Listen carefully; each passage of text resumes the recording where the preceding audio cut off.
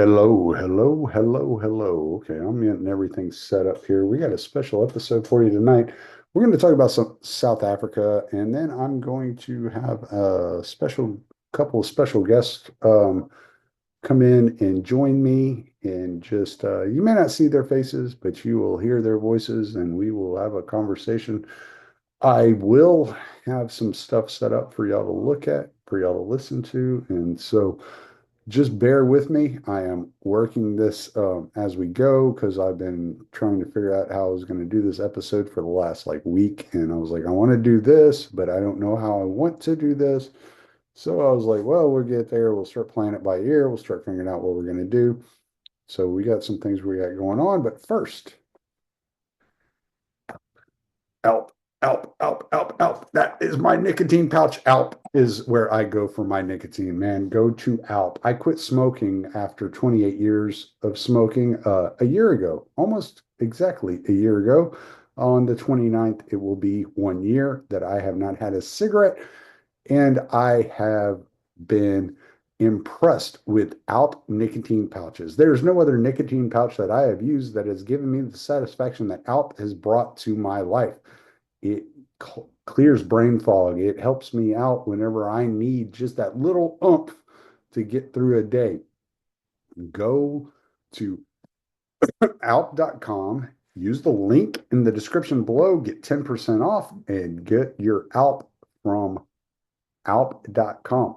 The Alp is the best nicotine pouch there is, and they have an array of flavors. They're coming out with flavors now on the regular. They just released a couple of new flavors. My favorite personally is wintergreen. That's what I stick with. Back in the day when I used to dip, I dipped wintergreen. And so now Alp wintergreen is my go-to. So go get you some Alp and clear out that brain fog, get rid of those nicotine urges and cravings, and don't have the tobacco in you because the tobacco is where all the chemicals are. So go get you some Alp, have a nicotine pouch. You can go 10% off and using the link in the description below.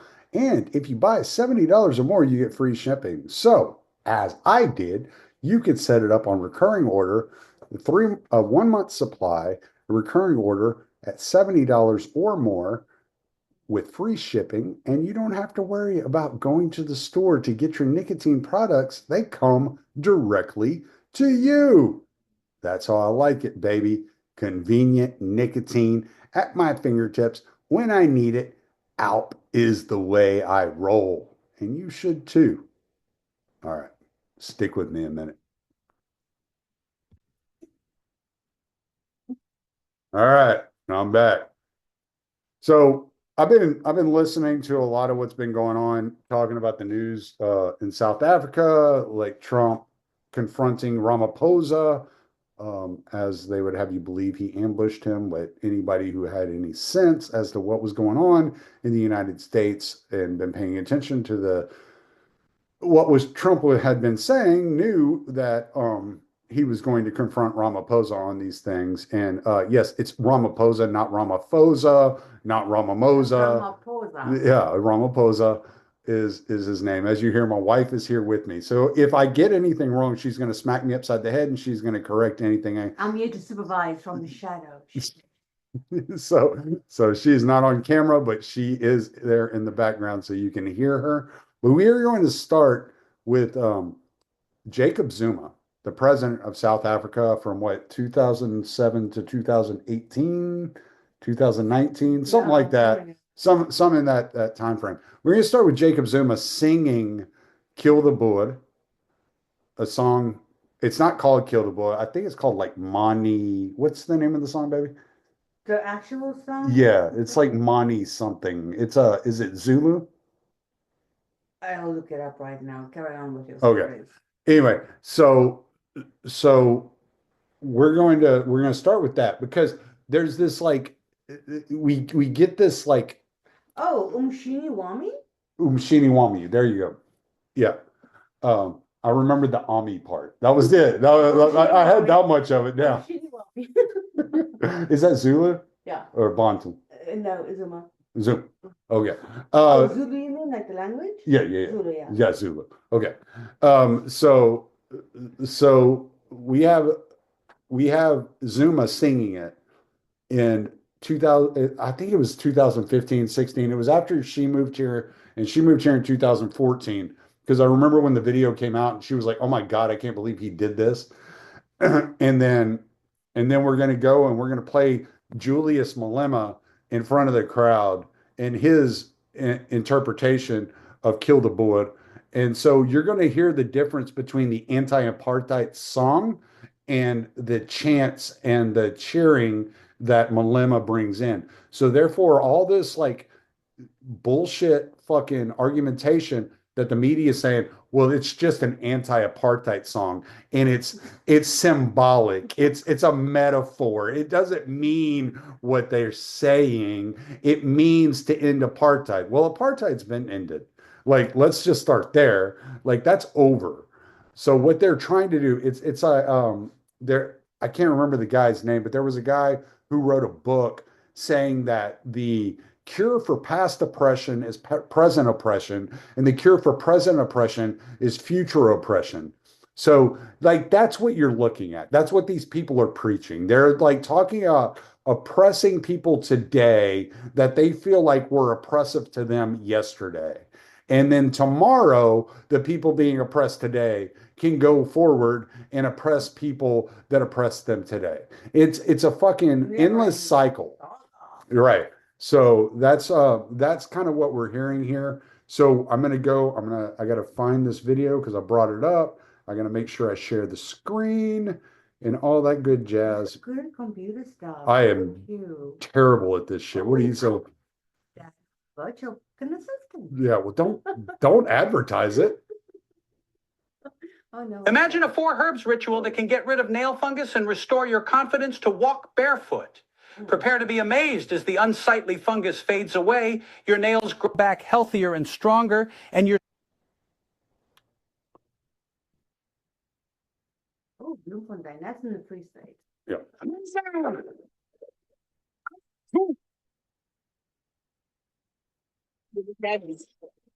Ozanisodelane inenwinileyo sizobathula ngembamba bazobaleka tu sizobathula ngembamba bazobaleka tu uliphul sizokushaya uzotshutshulwa liphula sizokushaya uzobaleka sizobathula azobaleka sizobathula azobaleka All right. So there's that. I hope that came through. I really don't know what I'm doing here. I'm trying to share on the fly and figure out like if I'm doing this right. But yeah, so that was Jacob Zuma singing the Kill the Boer. I think it's actually that version translates to shoot the Boer, if I'm not mistaken. Yeah. Why are you even here? Because I'm fact checking. I don't know what you're talking about, and neither do I. Okay. Yeah, I mean, like, that sounds very peaceful. I don't fucking know what this guy is saying. I have no idea. Yeah, I mean, everywhere you look, But everywhere you look it up, it's saying that's the anti-apartheid, kill the Boer. That's, I 100% am convinced. When I was working at Axel and Ross on the cat thing, and then the guys were, well, the people were like doing a march. No, don't get there yet. And they After this one. After this one, we'll talk about that. Oh. Yeah. Okay. So here's what Julius Malema is doing. I don't know if that first one came through, but anyway. Alright, come on, sir. Guitar, killer man. Wata,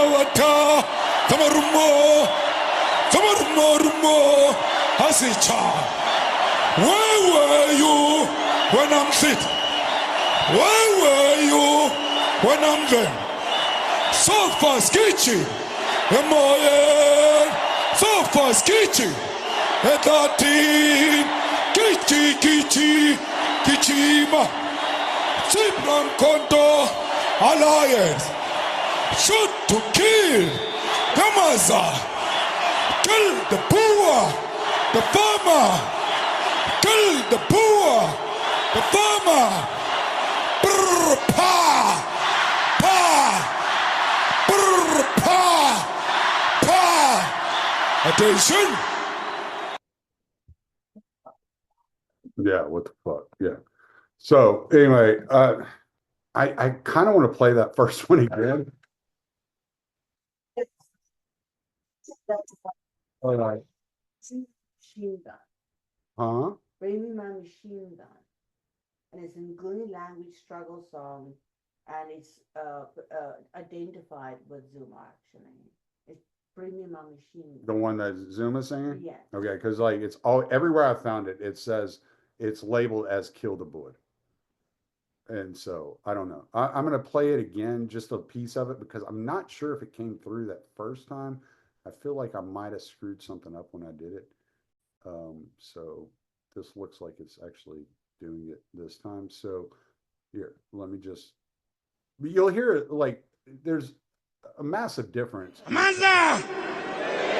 Awe tu! Ozani sondelani ninenwinileyo. Sizobadubula ngempampa bazobaleka tu. Sizobadubula ngempampa bazobaleka tu. Uliphulu sizokushaya uzotutshulwa uliphulu sizokushaya uzobaleka tu sizobadubula. Anyway, so there you go. That gives you a good update. Like there are different renditions of the songs too. Like I've looked it up like several times, and it'll talk about this rendition, that rendition, this rendition, that rendition. But like what Julius Malema is doing in the United States, and this is where a lot of the confusion comes, is he's up there, he's saying, kill the Boer, kill the farmer. He's saying kill the Boer of the farmer. Like, and this is where a lot of confusion comes through in the United States. Here, they don't understand any part of the language. Like, I have a very like elementary understanding of Afrikaans, but with just that amount of understanding, I hear things that y'all aren't hearing. And so he's saying kill the Boer, the farmer, and you'll hear different people say he's saying kill the Boer, kill the farmer. And that's not what he's saying. He's saying kill the Boer, comma, the farmer, right? That's like saying I went to the store, comma, Walmart. Like it's just a clarification of like I am identifying this particular people. Like Boer is Afrikaans for farmer, typically referring to white farmer. It is a Dutch rendition. The language is Dutch. It comes from the Dutch. So, but I'm also a Boer. Like I'm white Afrikaans speaking, so I'm also Boer, but you get Boer the farmer as well. Right. And I was going to get to that. Boer is also kind of a race of people. It's your people that are from the lineage of Dutch farmers that had like migrated into the Cape, the Western Cape? They migrated into the Western Cape. They built trading posts so that shipping lanes could go around Africa into the Indian Ocean, and that they would have places to stop and trade and resupply. And so that's how they got there. They got there and there was nothing there but wilderness. Like all the people that claim South Africa as their native land nowadays, like the Zulu, were actually further north. They weren't down where the Boer had actually landed on the shore in the Western Cape. And then the Boer began to expand and go through the country. Now, a lot of people will say, well, then they started raiding these villages, et cetera, et cetera. Okay, fine. Maybe something of the sort happened. I know there after that there was a Zulu war. There was a war between the Boer and the Zulu after that. But the bloodiest wars were between the Boer and the British and the English. And there were two English Boer wars. And those were the wars. They were fighting, the Boer were fighting over their right for trade and mercantilism, whereas the British were trying to imperialize South Africa. And at this time, it was not South Africa. It was not a country. It was still like very tribal, and it was broken up into parts. So when they come in with these, they try to sell this idea of the history of South Africa as the looking similar to the history of the US. And in some ways it does. And there are like many parallels between the way that the United States was created and South Africa was created. But the real fight was not between the tribal nations of Africa and the Dutch that had moved in. It was actually between the English colonizers and the Dutch who had moved in and who had set up their trading posts and started farms and began to create wealth in a country for themselves there in the southern part of South Africa. And that expanded further north, and that's when they started running into other tribes. The tribes were not present in the southern portion, the Western Cape and along the coast of South Africa, because of the brutal conditions of weather, the terrain, the wilderness, the wild animals, the things that they all had to deal with there along the coast were very devastating and deadly to people. And it wasn't until the Dutch moved into these areas that it began to be settled and turned into these major trading posts along the coast of South Africa. Now, when you hear these two songs, you're listening to close to not necessarily the exact same language. You're not listening to the exact same words spoken, but they both have this kind of like anti-apartheid kind of like spirit to them. But there is like a noticeable difference when you listen to what Julius Malema is doing in front of a crowd of 100,000 people. And he just did, as soon as Ramaphosa left the White House and headed back to South Africa, Malema went to the Free State and he held another rally, and he was singing "Kill the Boer," and he was flipping off Donald Trump, and he was saying, if I would have been there, the conversation would have been different, as if he has any power or sway whatsoever. The only people that he controls are the 10% of voters that seem to believe what he's saying. But when you listen to Zuma's version, it's a lot less threatening. It's not near as, it doesn't come across near as inviting to violence as Malema's version. But Beatrix has a story where she has dealt with this song in person in Pretoria, in the business district, right? Yeah, CBD, like the central part of Pretoria where young lyrics like statues and all that. And oh shit, am I in it? You got to get closer to the mic. Oh my God.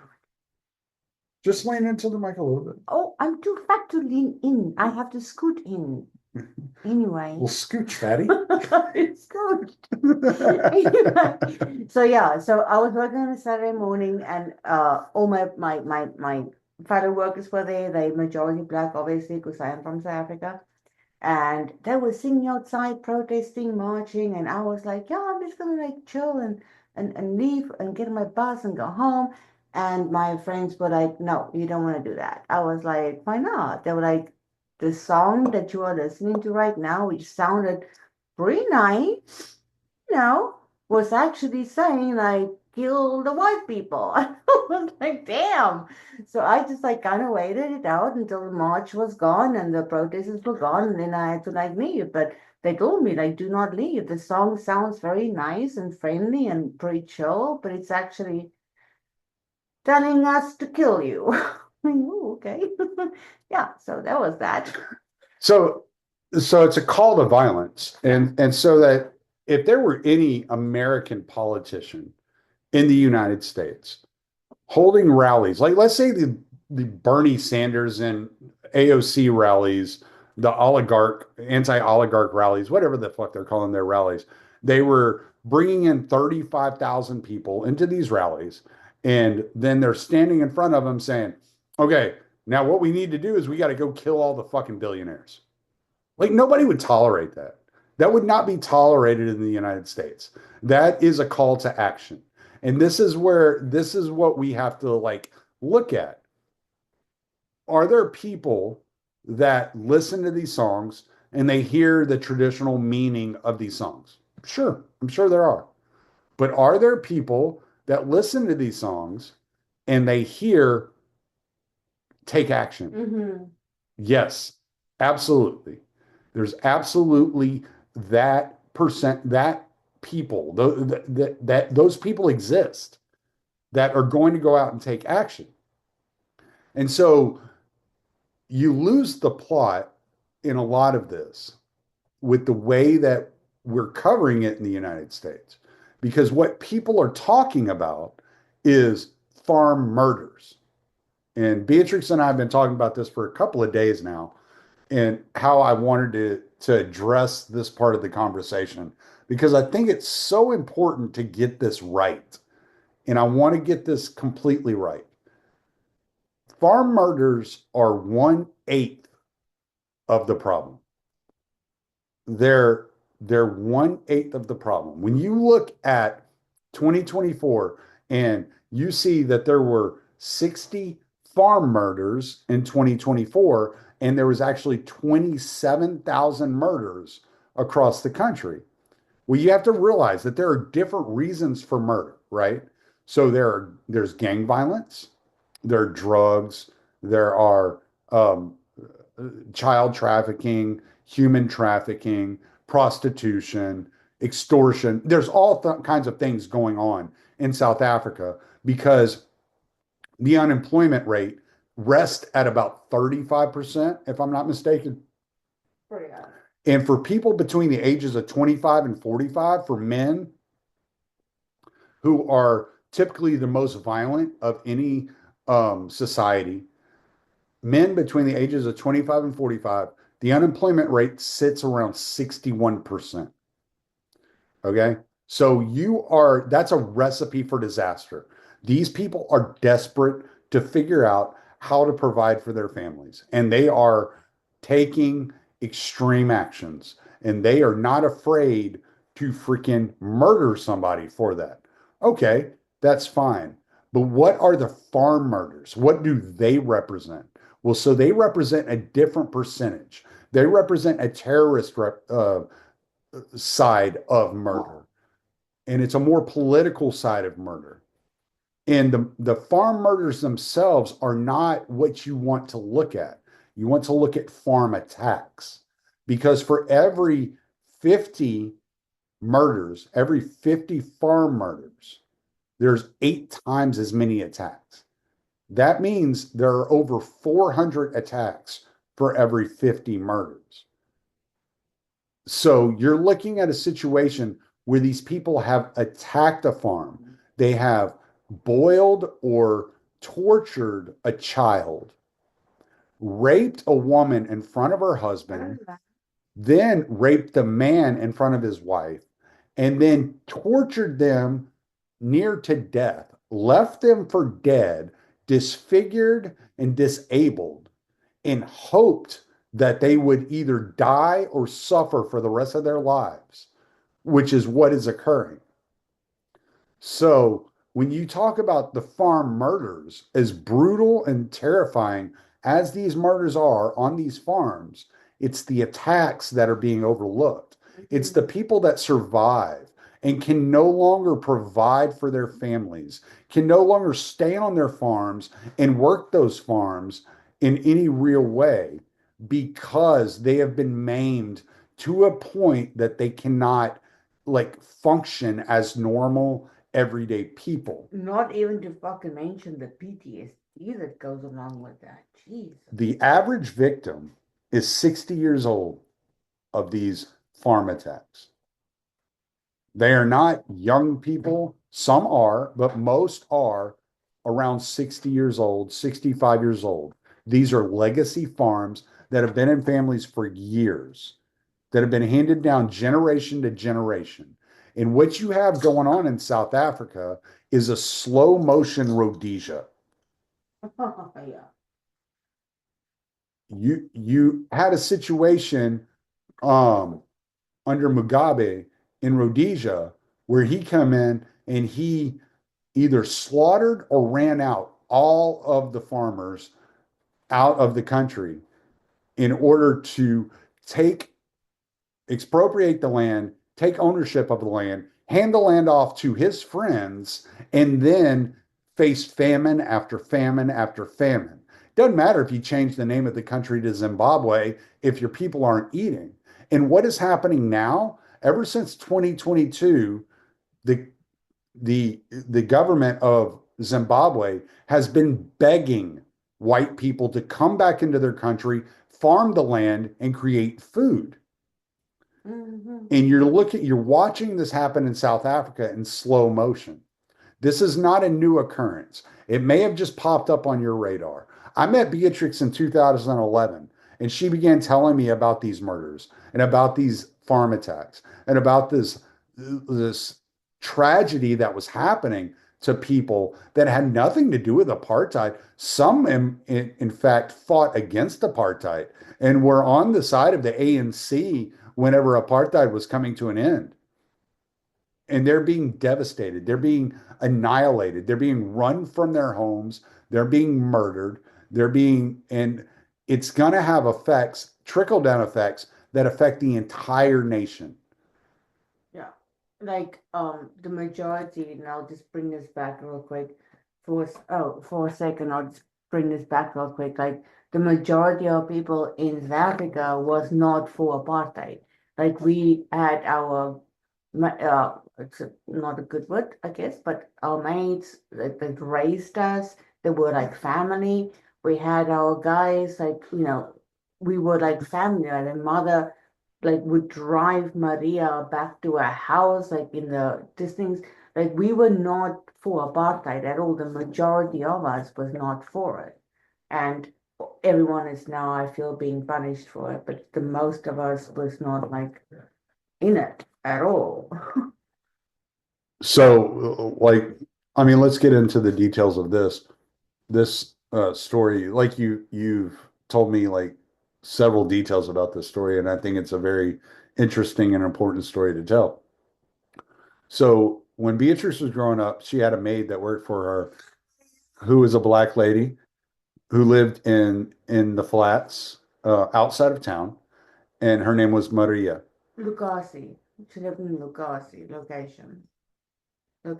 Yeah, but it was like a flat location. Like it No, was the flats. No, the flats in Cape Town. That's a suburb. Oh, She okay. lived in Lukasi. Oh, okay. So if you see these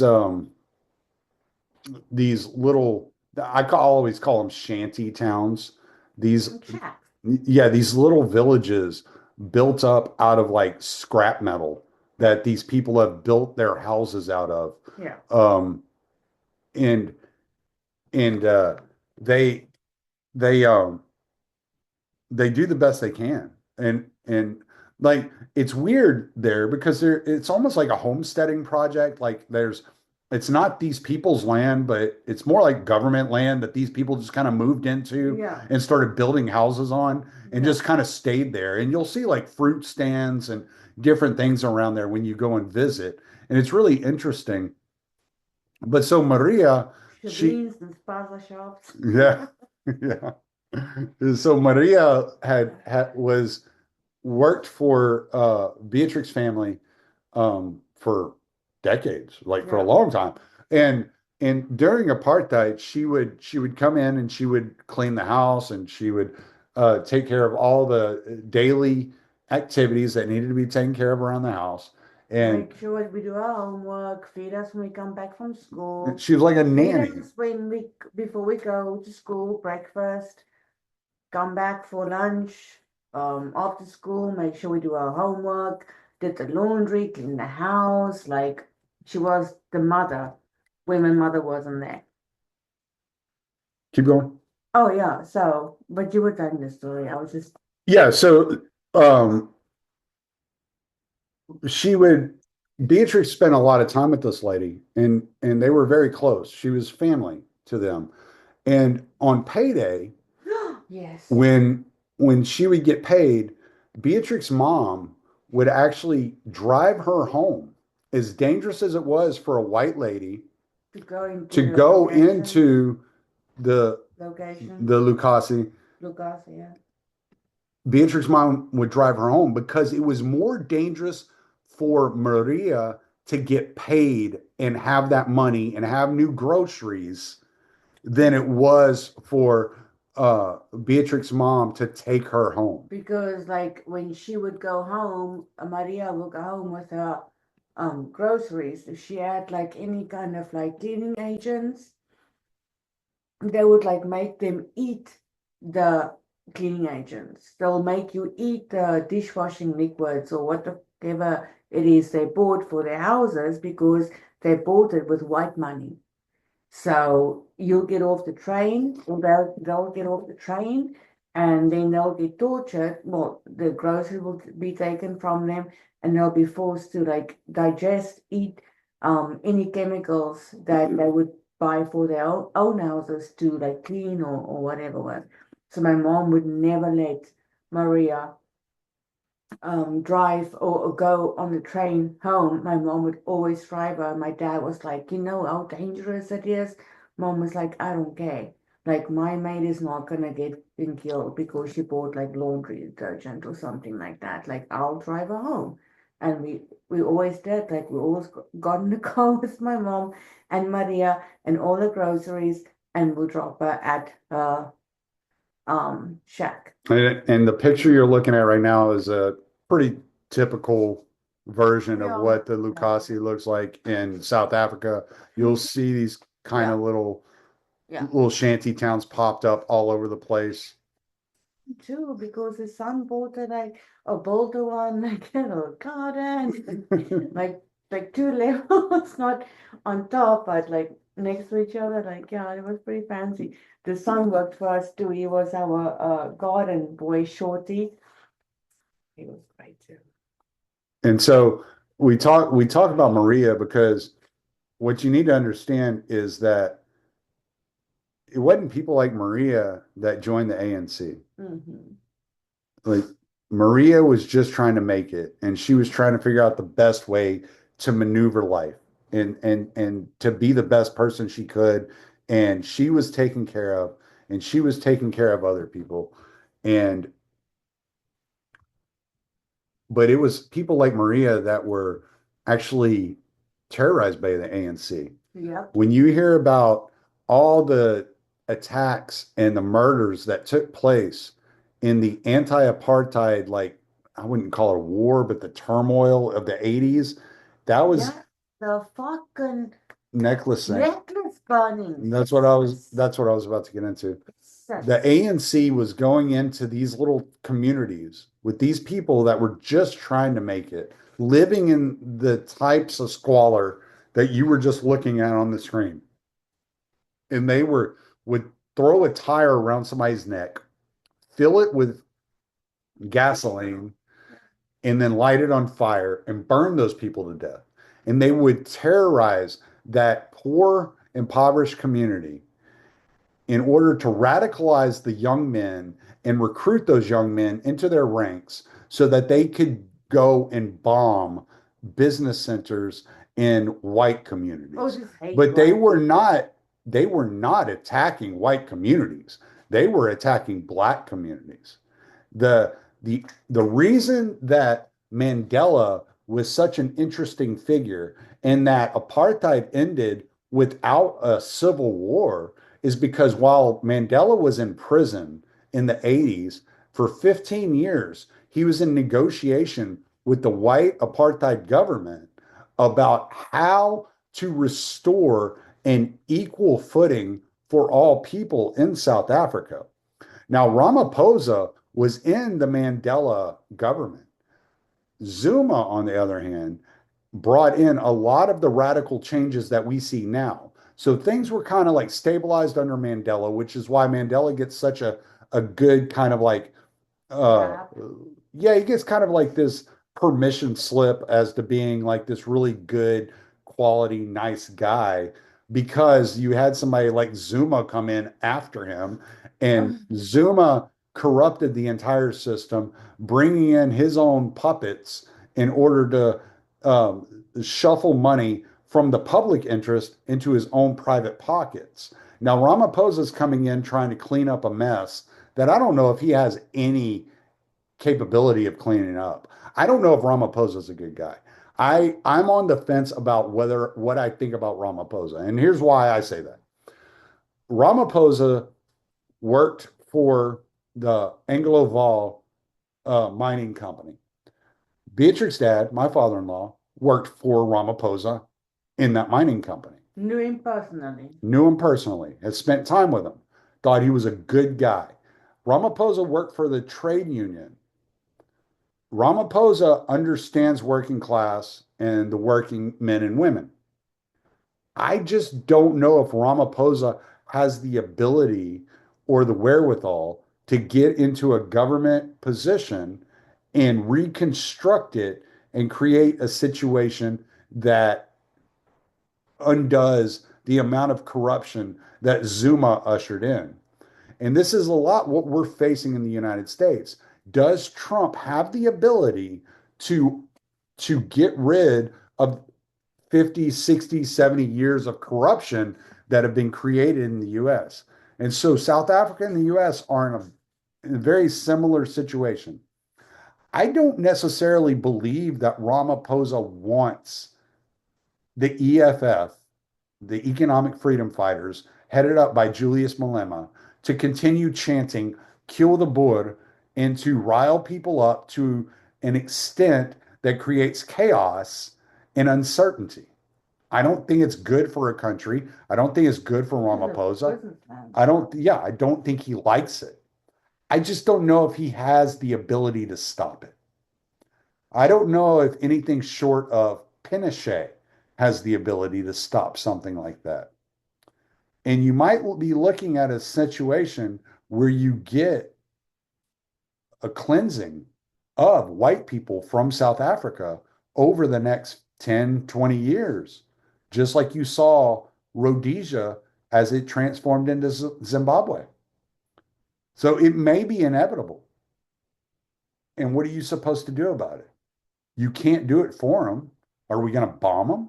Like, I don't think that's the answer. You people come But if you go listen to Robert Hersov on Patrick Bet-David's podcast, he gets into the economics.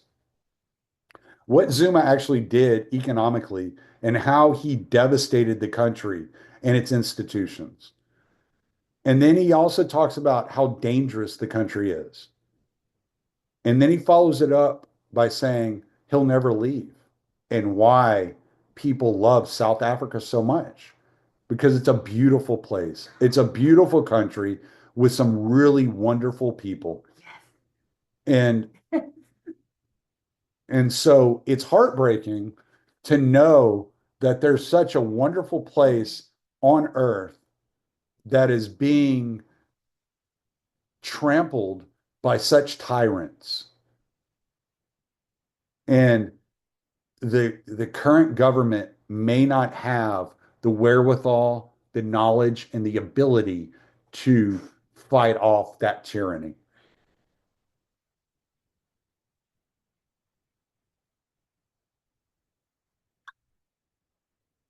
She's just going to sit here and cry. But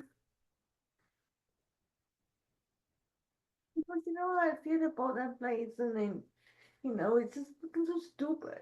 It is stupid. It is stupid. But so I wanted to do like some kind of like backdrop on South Africa. I planned on doing some more creative and heart-wrenching stuff, and I might get into that into the future. I'm waiting on my Ernst Roots book, Kill the Boer, to come in to where he gets into some of these stories. I might get into reading some of those stories on air for y'all. And once I get that book in and I get it read and I'll work through it. But I think this is just a good backdrop to understand not necessarily the politics of South Africa, but the difference, the kind of nuance that's happening in South Africa, that there are people, there are black people in South Africa that Who's want to not kill for that. white people. And then there are black people in South Africa Oh, is it that getting- love white people and love their country and just want to coexist. Yeah, not like not but coexist. Just be like, right, we all South African. We all, so you get those ones that's like, no, this was our country. You guys came in here and took it over. And then there's a lot of black people that's like, no, we all South Africans. We're all sharing the same land. Everyone is equal. We love everyone. Everyone brings, a little something to this country that's beneficial. And like, who? Like, I want to move back to South Africa in about, what is it now? 8 years? 9 years. Nine, okay. I'm planning to go back, so this is not going to deter me, but this is like what happened here with Trump, and then, oh my God, that bloody hell Whoopi Goldberg, she was denying everything. She's like, yo, Well, because she's a that's total fucking moron. fucking so stupid. Yeah, she's a fucking moron. I don't even talk about people like that on my show. You know what? You want to talk about people like Whoopi Goldberg? Start your own show. I don't talk about retards. Don't bully retards. And this guy was like, no, bitch, look at this fucking videos. Like, kill the bull, kill the farmer. I just want everyone to fucking know that is actually fucking true. That happens, and it's not just murder, boom, boom, shot, you're dead. It's a whole drama.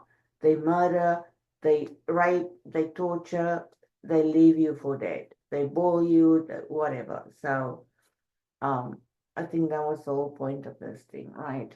Like, it is true. It is true. No, it's absolutely true. The ethnic cleansing of white farmers in South Africa is definitely a threat. What was it in 2014, right after you moved here? Maybe it was 2015. We were still at Brandon's. I think it was the UN came out and ranked South Africa at orange on the genocide rating, Yes. and which is like one level below actual genocide. Yes. And now you can't find it anywhere. Yeah, It's no. like the internet is completely wiped clean of that. Yeah. Yeah. It's like Zuma trying to count. 111 T70 full. So, but yeah, so there is truth to what Trump is saying. He's not completely ignorant on the subject. Does he have like all the freaking like facts? Well, no. But I mean, he could talk to, there are plenty of people out there. I think he had all the facts that he fucking needed, by the way. No, like he didn't lie. There was nothing he said. He need. Yeah, there's nothing he said that was a lie. I'm not like sitting. I just think that covering it. Okay, so this is what I keep saying.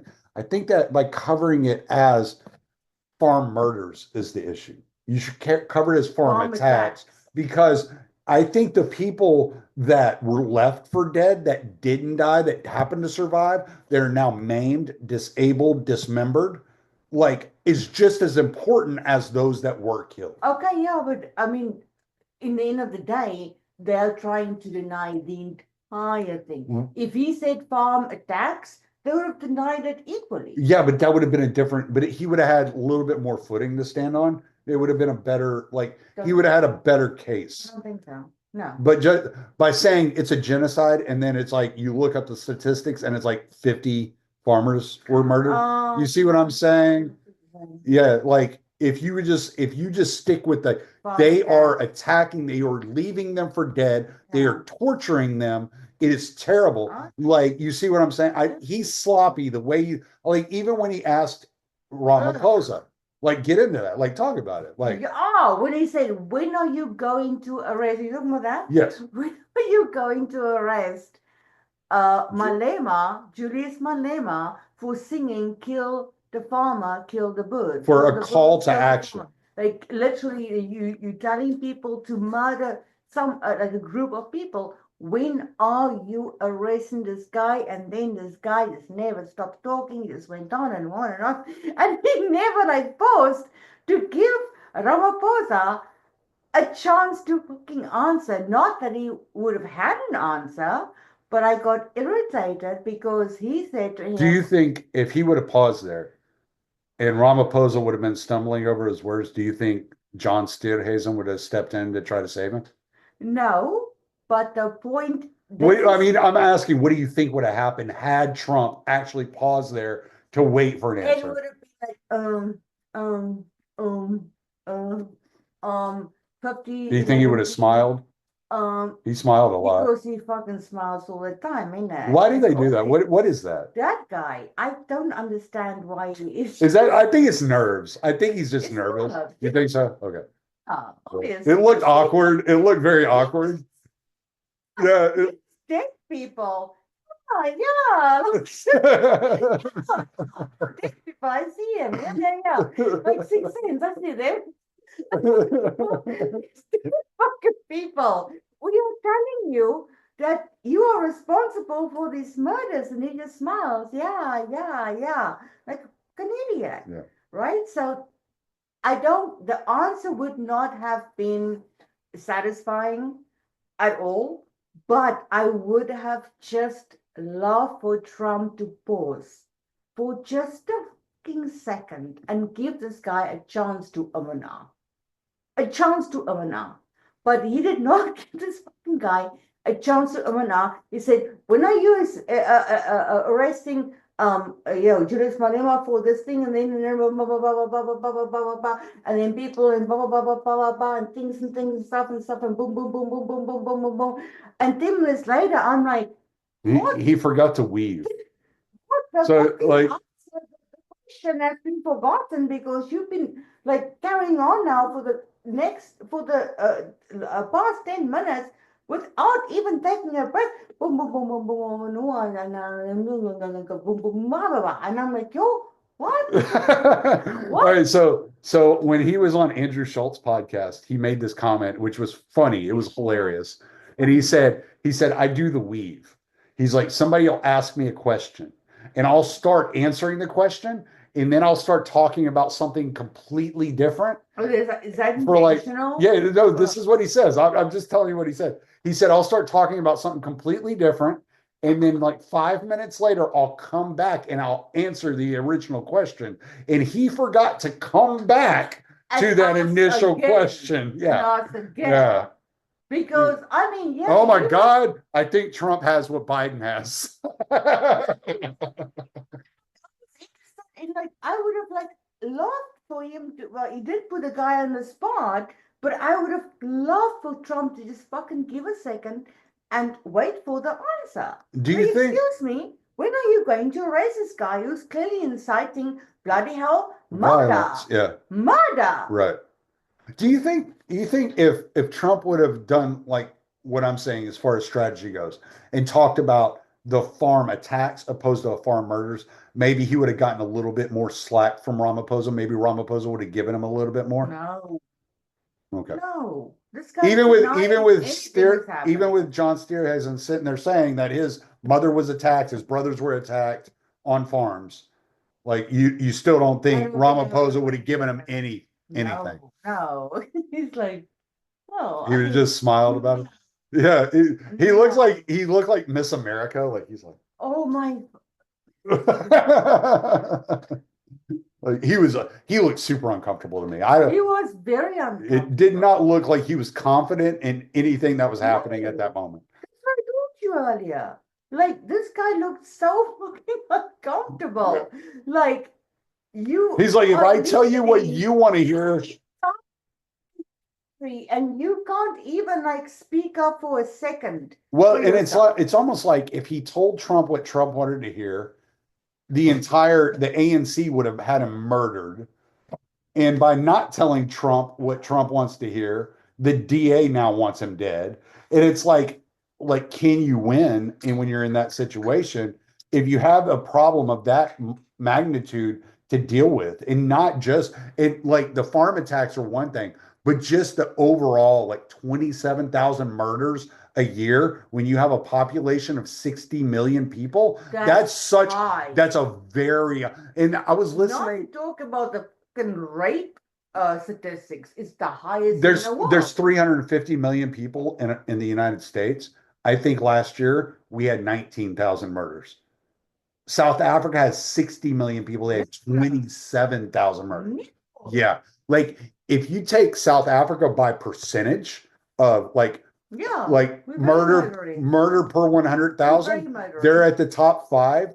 But also if you just take the amount of people murdered, top 5. Like they are bad all over the board. Yeah. And rape is terrible there too. Terrible. Like so they have a lot to clean up. So is this a political corruption problem or is it a police corruption problem?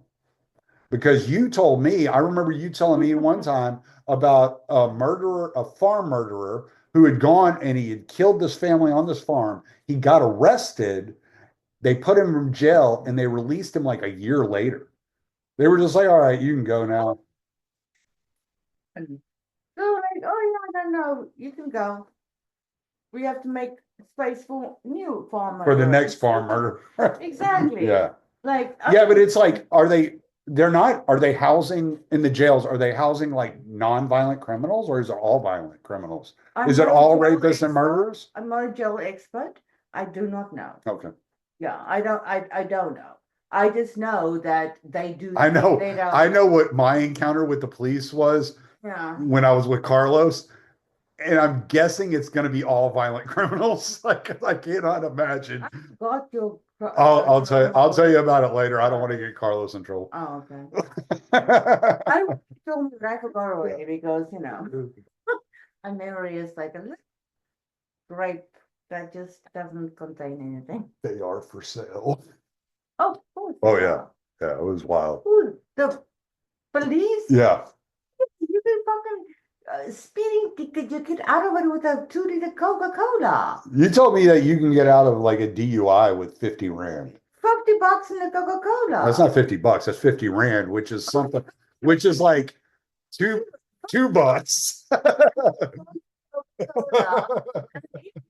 I want to get extra special out of something. You buy them a bucket of KFC. You out. No deal for you. Like there's an old joke, like yeah, all right, I'll do it. $5 in a jawbreaker. Like it's like they're really like, yeah, give you $5 in a jawbreaker, and I'm like, a 2-liter Coke with you when you're out driving drunk, because if you encounter the popo, we don't really have the traffic. Yeah, we do actually, But when you y'all have like yeah, like they spots say, though, like, hey, you've been driving drunk. you have checkpoints. Yeah, you say, yo, I'm so sorry. Do you want a 2-liter Coke? They say, yeah, and you go. Yeah. The end. So what was your point in this drama? No, I was just wondering because I know that the police there are corrupt. So I don't know if it's like, I'm just curious if the reason that the people aren't being held to account for the murders and the rapes is police corruption or government corruption or a combination It's of both. because they can't be found. Why can't they be found? Like y'all have If technology. you don't have an address, because Yeah, but y'all have facial lo- recognition, lo- y'all have fingerprints, like y'all have all the same stuff everybody else has. cool.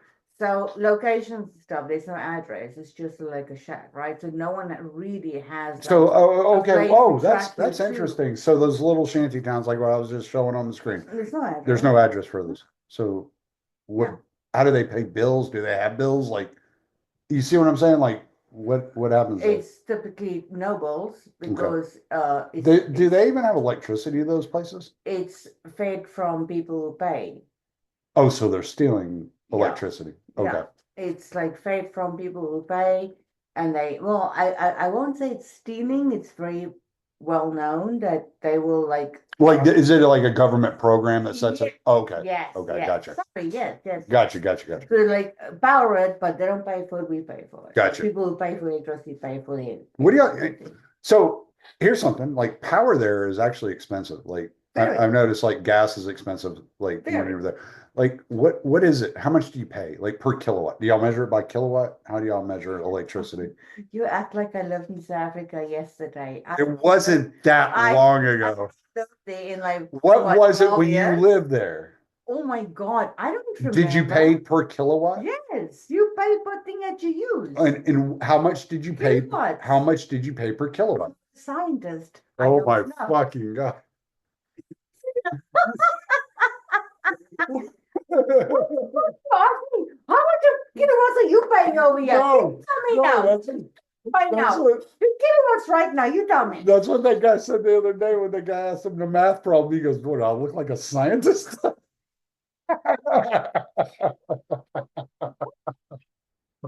Now. Kilowatts. All right. Kilowatt right now. Wait. Oh, don't look it up. Oh, I don't know what it is here. What is like 11? Remember now from fucking donkey as It's like well? 11 I love cents. South Africa. I must remember the kilowatts. It's like 11 cents a kilowatt. It's like cheap as shit here. You don't even know. It's But I'm must telling remember you, now I'm from telling you, fucking Rudder, donkey years ago. it's somewhere around there. Oh. It's not more than 20 cents a But you kilowatt. don't even know. But I must remember from donkey years No, ago. but I was gonna see how you like In how a they different measure it. country. I don't know what a fucking kilowatt is. I don't even think you've ever been to South Africa. I'm starting to doubt the story. You thought I've been catfished.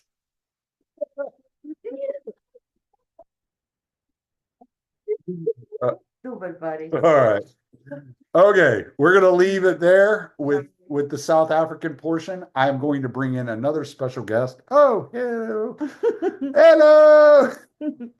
We're gonna bring in another special guest in just 1 second. Just hang tight. Oh, son. Okay, we are back. And as you see, I have a new guest with me, someone who's not afraid of the camera, as Beatrix is. This is my son, Talon. What's going on, buddy? Everything's good. Everything's good. You had Yeah. sushi today. How'd you like it? It was good. It was good. Yeah. Yeah. All right. So one of the things I've thought about doing was I talked to Buck about doing an episode with one of my kids talking about like life experiences, getting into the challenges that you experience after high school, getting into the work fields and doing stuff like that. So what I want to do is I want to give you an opportunity to ask me questions you've never asked me before. Oh, yeah. And I'm not allowed, since we're on camera, I can't beat you up. Like I can't assault you because I'm on video and there's evidence now. So You could always just delete the video. I don't know how to do that. I'd have to call my friend Bobby. I guarantee you, he'd probably help. He might make me pay for it, but I can get rid of the video. But so I want to give you an opportunity. Let's talk about like some of the challenges that you're facing and what you expected when you graduated as opposed to what you have found as you've been trying to maneuver after graduation. Right. Okay. So really the main thing is the price of living. Like, what the hell is that about? As far as I mean, like rent? all of it. So rent, you're talking at most places in my area, probably about $1,200 a month. That's just for Yeah, a but- 1 bedroom. Like an apartment? Yeah. That's what apartments are running over there now? Mhm. Jesus. Okay. Yeah. Unless you go to like some, I mean, Because like, you okay, so my can. first apartment I got when I was 17. Uh-huh. So we're talking like 150 years ago. So no, I was 17. So what was that? I'm 40, I'll be 46. So it was almost 30 years ago. Yeah. It was down in Bear Creek. So you know where Buffalo Wild Wings is off of Highway 6? Yeah. Okay, so it was over in that area. There used to be a pool hall down there too, Yeah. called Jackrabbit Slim's. We used to go hang out at. I lived in apartments right behind it. Okay. And I was 17 when I got that apartment, and it was like $350 a month for a 1 bedroom. So, but okay, so here's something that you're not taught in school. Mhm. All right. So you hear about, have you ever heard about the national debt? I've heard about it, but I've never actually looked into it. You never looked at it. Yeah. Fair enough. Most kids your age aren't worried about it. Yeah. They're like, I got my own debt. I don't fucking care about what the nation owes. I owe my own fucking money. Right. Right. And it's not like you have enough money to put a dent in it. You're like, what the hell what does $1 trillion look like? You can't even like functionally like comprehend 37 trillion, let alone 30, Right. like 1 trillion or Right. whatever. So, all right. So what happens is the government prints money. Yeah. Okay. When the government prints money, what does that do? That makes more money. That's what they call inflating the money supply. That's what inflation actually is. A lot of people measure inflation by prices going up and down, Mhm. but inflation is actually the amount of money that's actually circulating in the money supply. All right. Right. What happens when you have a lot of something? Demand goes down. Exactly. Not even necessarily demand goes down, but the value. The value of the Value. product Like goes down. oxygen is free. Right. Why? Because we have Because unlimited there's amount. yeah, because you always have it, Yeah. right? Right. So when you have more money in circulation chasing the same amount of product, the product price is going to go up because the money is worth less, You're right. right? So since 1998, the dollar, a dollar today in 1998 would be worth 51 cents. So it's lost almost half of the value since 1998. Mhm. If you trace it back to 1971 when we got off the gold supply, it's way worse. Don't do that. You'll probably commit suicide. It's terrible, but it's like 97%. Wow. So if you adjust for inflation, and I've said this several times on my podcast, but if you adjust for inflation, which means that you take the dollars from today in their value and move them to another time in history. Like if I were to take $1 today and move it to 1998, it would be worth 51 cents, right? Yeah. If I adjust for inflation in 1980 or 1985, either or, it's about the same either way. The average truck driver made $110,000 a year. That's in today's dollars. Damn. Do you know what the average truck driver makes today? 60,000? 43,000. I was way off. They've lost 60% of spending power that truck drivers have. Mhm. So that printing all that money and offering all these benefits, right? All these entitlement programs, Medicaid, Medicare, Social Security, all this shit has cost the future generations spending power because they've been robbing all that spending power away in order to supplement today's citizenry. Right. So when you look at, oh, well, an apartment near me costs $1,200. Well, if you take into consideration all that money that was printed Right. over the last 40, 50 years, right? Like say 1998, Mhm. when I owned it, like got my first apartment, it was 1997, right? I got my first apartment in 1997. I paid $350 a month. So the apartments you're looking at today, because of the money supply being what it is today compared to 1997, that apartment that you're talking about is $1,200 would have been $600 in 1997, which is still almost double what I was paying for mine. Right. Right. Okay. So if you look same area that you live in, your Mhm. mother and I lived in, right? Yeah. We had two different houses there. The most we ever paid for rent on a house with a yard, 3 bedrooms, $1,100 a month. And that wasn't that long ago. I mean, it was Yeah. what, 15 years ago, Right. 14 years ago. So, like when you're talking about that, like I feel your pain. The money doesn't go as far. The Right. money's not worth as much. Like I heard something the other day. They were saying like gas prices are the lowest they've been on a Memorial weekend Mhm. since like 1998. Oh shit. And in 1998, they were $1.53, and now they're like the average. And I'm talking averages. I'm not talking about Right. like what we pay here. We pay a little bit less here.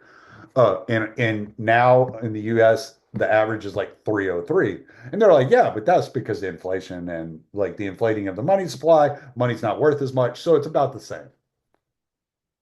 But it's when you look at it, it's like $3 versus $1.50. It's like not the same, but it's Right. the same Right. because the money, the value of the money has declined so much.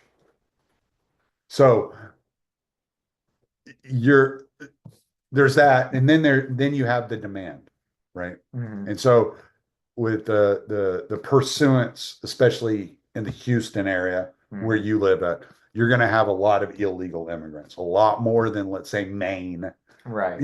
like so now you have a demand issue, Mhm. especially in the city. People want to live in the city. So your cost of living in the city is going to go up because there's a higher demand for property in those areas.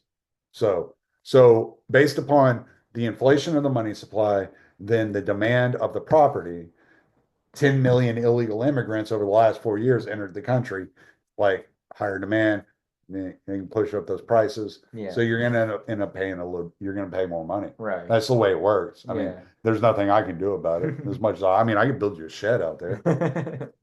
I'll help you. Wouldn't be hard. There's a culvert right down the driveway. I think we've talked about that before. Yeah, yeah. So I mow it every once in a while on there. I didn't get to it today. It started raining today, but Yeah. that's another story. So yeah, like I would look at it that way, like location is one thing. The inflation of the money supply is going to be another. And then the demand on the property. And so if you want lower property, like lower property value, you're going to have to get away from Houston. You're going to have to get outside, like where I'm at now. Yeah. Like this property closer to Houston would be like a $3-4 million property. Right. Way out here, it's nowhere near that, Mhm. And so, yeah, you would have to look at that. And so you got to take all those things into consideration, which is why there are a lot of people talking about moving out of cities. I mean, it's unaffordable to live in Right. cities anymore. You just can't do it. Mhm. Yeah. Go ahead, next. I don't know. What did you expect when you got out of high school? What did you're going through high school, you get out and you're like, all right, now I'm entering into the workforce. I can either go to college and go into the workforce. I don't want to go to college. I didn't want to go to college. I don't blame you. I'm not like talking shit on you. Yeah. Like I was in the same position. I was like, I just want to get to work.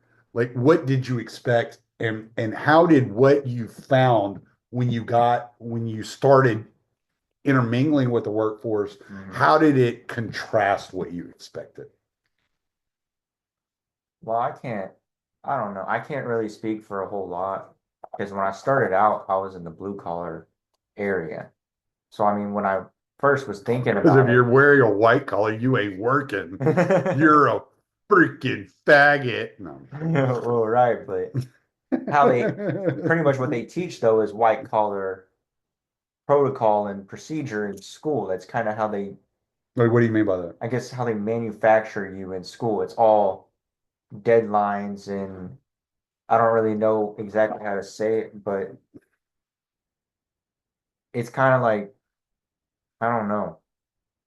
Like they just tell you get this done by this day and that, but like I don't really know Well, there's exactly. no like okay, But so when I was in school, right? right. You had like shop. Do y'all still have shop? We have Where you learn to something work on like that. cars, you do Yeah, they had woodworking, you start there's learning basic like tool skills. you had like auto mechanic, they had like welding classes and stuff like that. So you did have some trade courses available There to were you. some, but Okay. very minimal. Mm. Um, there was probably only And did you take two or advantage three. of any of those? I did auto tech for a couple years, Mm. but like I did So I got auto, a problem with I my did, car. I did auto basics. And when I took auto basics, I was thinking, first of all, I was a senior. So I was like, Mm. I just need an easy A. I need an easy class. I don't even care about this class. I don't need to be here to graduate. Mm. But I was like, maybe this will help teach me how to change my brakes, change my oil, Right. maintain a vehicle. And it was none of that. It was just take apart this engine and put it back together. Yeah. And it was like actual mechanic shit. And I was like, this is shit you should be learning like second year. I should be learning the basics and basics. Yeah, they just assumed you had changed oil before. Right. They just assumed as a high schooler you knew everything about cars and how to take an engine apart and put it back together. Mm. But I had no idea what the hell I was doing there. So did you do bad in the class or did you learn anything? I didn't learn anything. Really? I didn't learn anything worth keeping. It was just in one ear out the other because none of it stuck. It was nothing I was ever going to use. I have no passion to be a mechanic So or anything like what that. is some of that because the way school's set up, and like a lot of people talk about this, like the public education system is specifically set up for like a more estrogen mindset, I would say. Like it's Yeah. more of a female, Yeah. like men aren't known to sit around and do nothing. Right. You know, like they like boys like to be moving and active. Right. And so you would think a class like that, because you're actually taking apart an engine, you're actually doing Right. something, you're hands on. Like a lot of guys would actually like excel in doing that.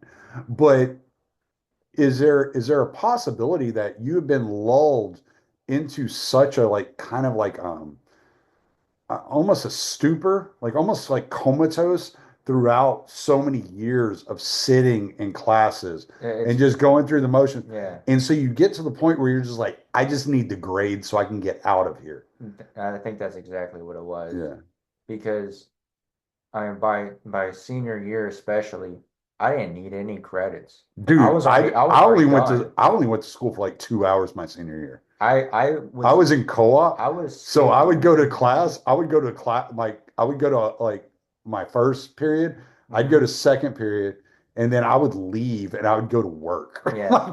Like I was not in checked in, and they would give me like box because I would skip school even with only 2 classes. I would still skip school, Mhm. and they would give me in school suspension. We called it box, Mhm. and I just wouldn't show up. I would just be like, "What are you gonna do?" Right. Because I needed 1 credit to graduate.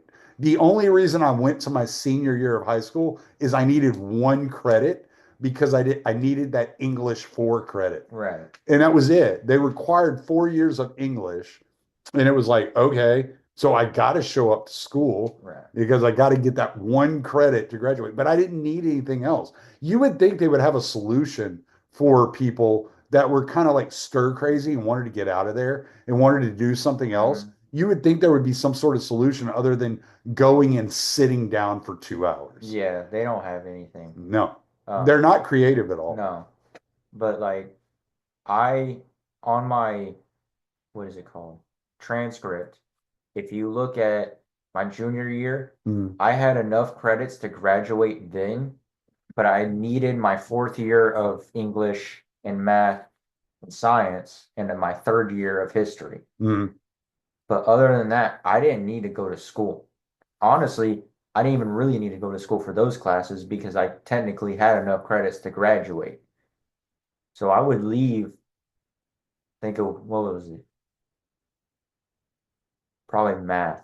I would leave after algebra and I would just go home. I had double early release, so I would leave 2 periods early anyway. right. And fifth period was auto basics. And for me, that was just a blow off class because 90% of it, we were sitting in a classroom at desks and Yeah, Kyle. we Auto Basics is a blow off class, you pussy. You fucking mechanic. and like for the younger people, like the freshmen that were taking that class, it meant something for them because they were going to go and pursue that. Right. For me, I was just like, I just needed a class and this was easy. And so I wouldn't even care. I would leave that class early and everything. And I ended up getting written up and I had to stop skipping, but I didn't want to be there. Yeah. There was no point for me to be there. But like in the school, yeah, you're just sitting down for 6 to 8 hours a day, not doing anything unless you go to PE, if Right. we even have a PE class, and you're just reading the Mm, whole day and just doing math equations or science stuff or reading about history and all this. And it's just, I got to a point where I would just coast through the day. I would just be on autopilot the whole day right. because it was all second nature. It was just that's what my day was, just routine. And did you care if you got a good grade or if you just passed, or was it all the same? It didn't matter. It didn't matter. You It just didn't wanted to get I out just of wanted to there. get out. Yeah. I wanted to get in, get out. That was Yeah. it. I didn't make many friends, kept to myself, get in, get out. Yeah, it's not like you're charismatic, you No. fucking pussy. I'm I'm boring as shit. No, but like that was how I was. I would have music in my ears playing Mm, throughout the day and I would just do my work and I'd be done with it. And right. I didn't care. You know, a teacher would give me a assignment meant for 2 or 3 days. I'd finish it in a day. Okay. And it's like, well, why aren't you doing anything? I'm already done. And so when you got out of school, you went to work with an electrical company, Right. and like that was pretty quick after you graduated, right? That was shortly after you Few graduated, months. a few months. Yeah. Yeah, and you really enjoyed it. Yeah. Like you liked that. Right. What did you find it like? Did you find that the physical activity, along with like the camaraderie, made it easier for you to make friends and to kind of like relate more to people? And like you were more willing, maybe like a little more open to creating friendships. Like what did you notice anything like that? I think it was more of just the environment of the workplace. Mm, It was more laid back. No one was really uptight, especially with the people I worked with. We were all chill. We just bullshit most of the day. You know, mm, we'd spend hours just bullshitting while we're pulling wire or making junction boxes, and we would, and it just made it easy to talk because we would just yeah, you're probably like just start bullshit. probably a lot of busting balls, Yeah. like talking shit to Yeah. each other, like It was. yeah, and it's like that's how men kind of like relate to each Yeah. other. You know, it's you get to know like who has a good sense of humor, who Yeah. doesn't, who you want to be around, who's got a little bit of integrity, who doesn't. And when you're doing like tedious tasks that you do daily, Right. you can think about other things while you're doing it, Yeah. right? And it's like in school, it's tedious, but you don't have the option for the other shit. Right. It's just the tedious. It's Right. just the boring sit, shut up, Yeah. get the grade, get the fuck out of my hair. Right. Did you notice it? Were there any teachers that stood out to you when you were in school, no matter what grade it was, that you felt like, okay, well, this person's different. They actually care about what's going on? I think My audio is going to be all jacked up, but don't worry about it. This microphone keeps losing connection. I think maybe it was seventh or eighth grade, middle school. I had a I had a math teacher from Oregon. He was a pretty weird guy, but he was cool. He would pick on the kids. Like if it was a guy, Mhm. there was one guy I remember in particular, he was a football player. He got injured in a game and hurt his leg. He ended up being in a wheelchair for a little while. And he would come into class and he would call him Wheels. And he would just like Yeah. little jokes like Yeah, that, yeah. playful things. Everyone would laugh, What's you up, know. Scooter? Right. Like he would say stuff like that. And it was awesome because no teacher really did that. Yeah. That was not, I've never seen that. And the kid probably appreciated it because he Yeah. was being recognized, even if it was like something silly. Right. He was like, "Oh, like I stand out a little bit. Like Right. I get it. Like he knows who I am, and I'm more than just like a A grade student. in his fucking notebook. Right. Like, yeah, He was really cool, and I think every Friday, like 10 minutes before class, he would read like a short book or short story, I mean. was he retarded? He read a short book on the short bus. He wrote a short story. He would read us a short story before class and it on Fridays and Yeah. stuff. You know, he put in extra effort to do something. Right. So that was always nice. But I can't really think of many more who like actually cared or even like put What in year was that? seventh or eighth grade. Oh, okay. So it's junior high. Yeah. Yeah. So like my freshman year of high school, I had a teacher, the only teacher I felt like gave a shit. Yeah. And she would, it was the year I got expelled actually. And she was my English teacher. Mhm. And she immediately recognized in me that I liked creativity and I liked to write and I liked to be creative.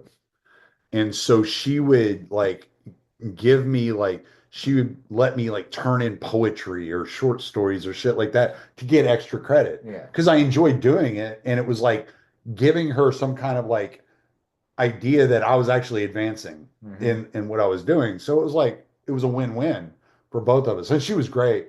She was the only teacher that stepped up and went to bat for me whenever I was getting expelled. She was like, "No, you don't need to expel this guy. He's actually like bright and he's got a future ahead of him, blah blah blah." Little did she know I was gonna be podcasting and driving a fucking truck. Like I'm the biggest loser. So, but I saw her. Okay, so do you remember when I got so sick? I don't. You don't? I don't Okay, you were remember that. young. You Yeah. were probably 3 or 4. I didn't know if you still remember that. All right, so I got real sick at one point. See, Oh, it keeps see that light? Yeah. That light, yeah, motherfucker. I'm gonna shake it up. But so I got real sick whenever I was whenever your mom and I were married, I got real sick. I got pneumonia real bad. Mm. So I was having a bartend because I couldn't work, but I was on leave for my job. So it's not like I quit my job. I was just on leave until the doctor released me to go to work. So I went and started bartending at this like Mexican restaurant off of Mason Road. Okay. And I mean, I wasn't doing bad. I was making a couple $100 a night. It's like whatever. Yeah. But she came into that restaurant one night and I was like waiting her table. She didn't recognize me and I recognized her. And I did not say anything. And I regret not saying something to her because I feel like I owe her a thank you because she was the only teacher that I ever had that I was like, she actually gave a shit. Right. She actually cared. And I knew she cared. And I spent a lot of time. She was like Indian or Pakistani or something like I don't know. But she was a sweet lady. And I really liked her. I really appreciated her. And I should have said something then, but I didn't. And I regret never saying that. Like never telling her that, hey, I appreciate what you did for me, even if you don't know who I am. You know? Hmm. So Yeah. I never really had a teacher like that. They were all just like clock in, clock out. yeah. Didn't really care. Yeah. And that's how most of them are. Yeah. Like it's rare to have that one that kind of sticks out in your mind that you're like, oh yeah, this person like really gives a fuck, Right. like really cares about what's going on, you know. And so yeah, no, and that's why she sticks. I can't remember her name for the life of me, but I'm terrible with names. I mean, I got five of you fuckers, and I can't remember y'all's names half the time. So, but I always say I got five fuck trophies, but that's exaggeration. I got four fuck trophies and one severely autistic participation trophy.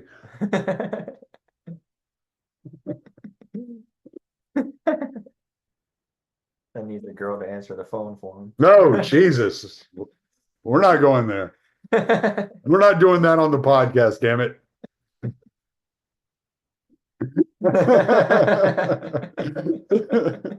Everybody is lost right now. I don't care. I don't either. It's whatever. They're listening to my podcast. I'm not listening to your podcast, you faggots. Uh, so, all right. So there was something that mattered though, like when you were doing that job, Yeah, you liked it. yes. What was it that you liked so much? I liked that it was physical and mental. Like it took brain power to figure out what you needed to do, but then you also needed to have the physical capability to do it. So like you had the blueprint and it told you where this plug goes and where where it comes from.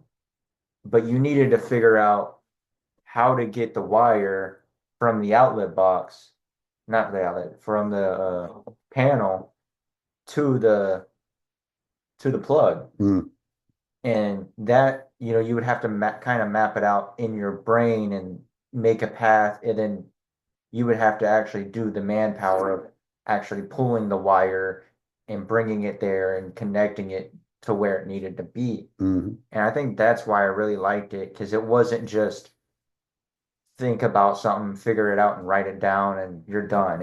right. It took more, there was more to it, and there was more thinking and actual work to it.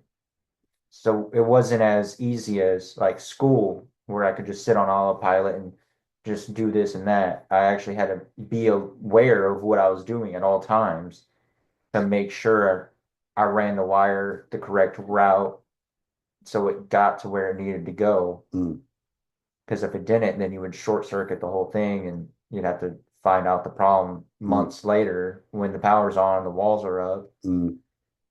So I think that's why I liked it, was there was just more to it. It was It more, was like a Sudoku puzzle with consequences. yeah. It's kind of what it was. You actually had to work and think about what you were doing before you did Right. it. Yeah. What do you've been, has it been a year? You've been unemployed? 11 months. 11 months? Hmm. And you've been looking pretty steady for a job, Yeah. and you're trying to figure out which way to go, what to do, Right. and and do you feel like you learned something from working in the electrical field, and maybe that's all you're ever going to get from that field? Or do you think that you should pursue a career in that field? I would like to pursue a career in that field. Because it's one of those things where you can't just learn one thing and it sticks for forever, Mm, because the code is constantly changing. mm, Things are changing. I think it's every 4 years the code is updated. mm, So you may learn something like, so for instance, if a house was built in 2020, if you remodeled it in 2024, you would have to make sure everything is up to code. The wiring, if you have enough GFIs, it, where the lights are placed, like all of the codes would have to be up to date, because there's just, you or else it just wouldn't pass inspection. So you can't just say I learned this back in 98 and it still applies today, because they might have changed the code and that's illegal now and you can't do that. So I mean, like dang white, that's fucking illegal. so I think like the learning process of it never goes away. You're constantly learning Right. something new, even if you think you know everything, you don't. And I don't necessarily think that's just in that career. It really opened my mind and showed me that that's just how life is. Yeah. You're going to be learning every day, no matter what. Right. Yeah. There's always a And- new problem to Right. yeah. And it's not just a straightforward answer every time. There's 3 or 4 different ways to get to that answer. It's not just one way. So I don't know. I really enjoyed it. I'd like to pursue a career in it, and it's just been difficult to find it. Like I Mhm. said, I've been 11 months looking for it and haven't really been able to find anything. So let's just say, how long did you do that? Year and a half. A year and a half. Yeah. Okay. So in a year and a half working that position Mm-hmm. as an apprentice for an electrician, Mm-hmm. do you feel like you got more out of your experience there than you did out of high school? Yes. Why? Well, it was hands-on. Yeah, but wasn't- what did you learn that you did not learn in high school? Well, like, what did it offer?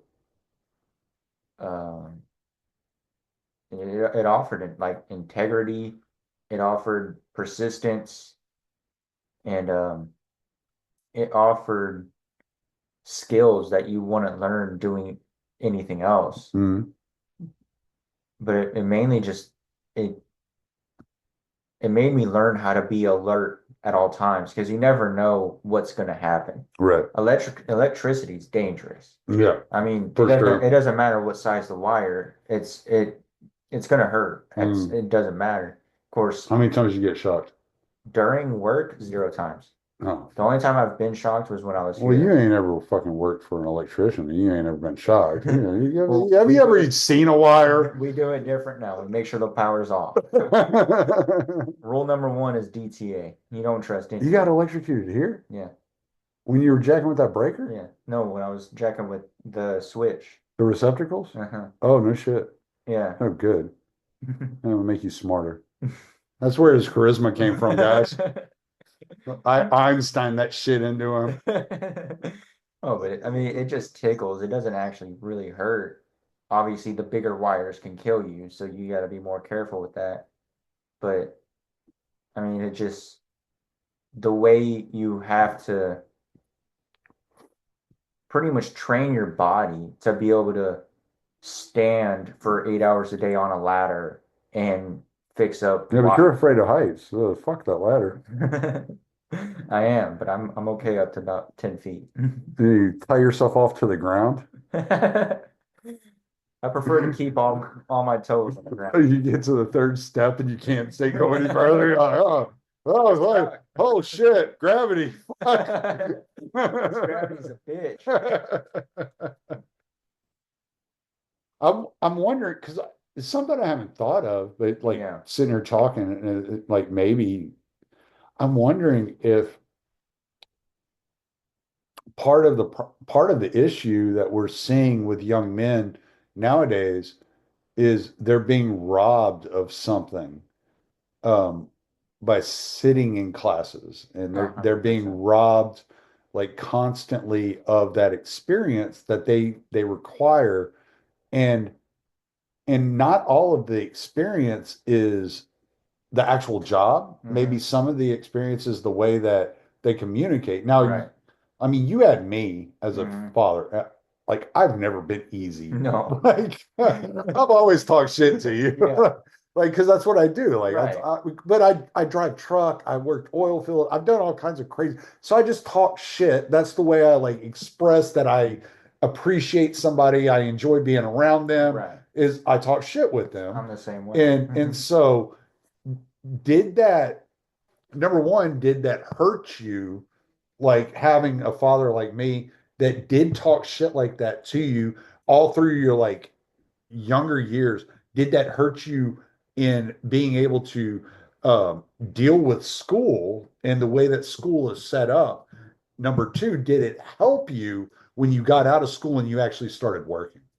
I wouldn't say it hurted during Hurted? school. Hurted isn't a word. I son. wouldn't say it hurt during school. Yeah, there you go. You want me to edit that? I don't edit. I don't Like- give a shit. I don't think it hurt at all during school, the shit talk. If anything, it helped, because there are people out there that would talk shit to me, Hmm. and it wouldn't bother me because they couldn't say anything worse than what you said. I don't say out loud. I'm going to get arrested for abuse. Oh, shit, like, what are they gonna say? They're 10 years old, and I got my dad talking shit. Like, they can't say anything that you haven't already said or worse. But like in school, it didn't hurt because there wasn't like the talking shit factor never interfered with the intellectual part of schooling. Mm.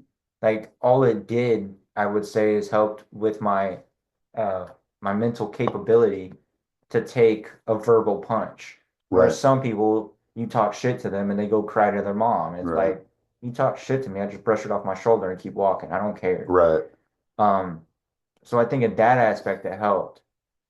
And what was the second part of the question? Did it help you in adjusting to work life, like to working Yes. with these guys? Yeah, it did. Because they would talk shit, and they're older than me by 15, 20 years, and they've been doing this since they got out of high school, and they've been trained to do this for a while, and they're talking shit about how slow I'm doing it or how green I am, how like I'm just not as good. Mm. And I'm just looking at them like, I don't give a fuck. You can't say anything that's gonna hurt me. If you Right. want me to leave, you gotta tell me yourself I gotta go. Because you shit talking me isn't gonna make me quit. It's just not how that works. Yeah, and some of that's like just to see what you'll tolerate, Right. like how far they can push you, Right. and to see if you can hang in there. Mm-hmm. And once you get to a certain degree, to a certain point, and they start respecting you, Mm-hmm.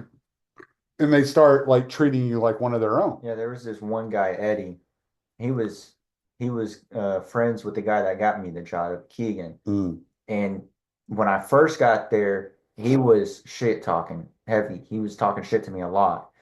And, saying I'm terrible at this, I shouldn't be doing this, just trying to push me away from it to get me to stop doing it. But in reality, he was just seeing how mentally strong are you? Are you going? Yeah, are you gonna just here actually for a do this? paycheck, or are you Right. here to fucking learn? And by like 3 months before I got laid off, he was real cool with me. We were pretty much best friends at that point. We were talking, bullshitting to each other, just having a good time. Right. But that was because I got to the point where I actually got his respect. Yeah. And I think the fact that you talked shit to me when I was younger gave me the mental stature to be able to take all of it Mm. and not flinch. Right. It was just like whatever. Because you can't hurt me. It's just words. Like, what are you gonna do? Right. Are you gonna hurt my feelings? What am I gonna do? Cry about it? Yeah. So it didn't matter. By the end of the day, it was whatever. I already forgot about it. So I took flack from family members for my parenting style. Really? Yeah, I did. Like for real. And like, so my logic was that if I were to like raise y'all in an environment that was similar to the environment I worked in, Mm-hmm. then y'all wouldn't have the culture shock when you got out in the real world. Right.